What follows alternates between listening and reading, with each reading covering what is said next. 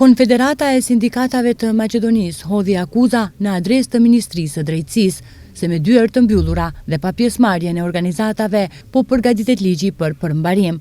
Kreu i Konfederatës së Sindikatave, Marian Risteski, thotë se Ministria e Drejtësisë së bashku me përmbaruesit, noterët dhe avokatët formua një grup pune për të ndryshuar ligjin, që të gjitha shpenzimet e përgjithshme, shërbimet komunale, parkimi, telefoni e të tjera të ridrejtoheshin përmes noterëve dhe përmbaruesve.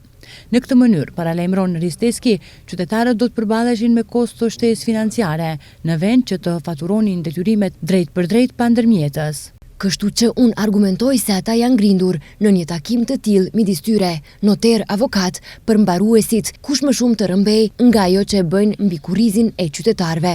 Ne nuk do ta lejojmë këtë, kështu që po dërgojmë një mesazh të qartë. Ne kërkojmë një takim urgjent, nëse jo, protestat me siguri do duhet të mbahen para Ministrisë së Drejtësisë, tha Marian Risteski, kryetar i Konfederatës së Sindikatave të Maqedonisë. Ministria e Drejtësisë hedh poshtë të gjitha pretendimet se ligji për përmbarimin përpilohet me dyert të mbyllura. Pretendimet se projekt ligji për përmbarimin miratohet me dyert të mbyllura janë absolutisht të pabaza.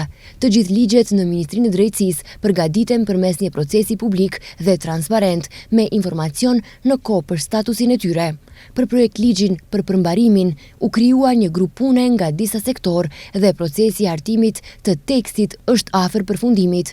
Pas përgatitjes së tij, projekt ligji për përmbarimin do të publikohet në Ener, ku të gjithë do të kenë mundësinë ta shqyrtojnë atë, të bëjnë komente, propozime dhe sugjerime, thonë nga Ministria e Drejtësisë. Sindikata njoftoi se nëse nuk përfshihen në përpilimin e ligjit, atëherë do të protestojnë pas vitit të ri.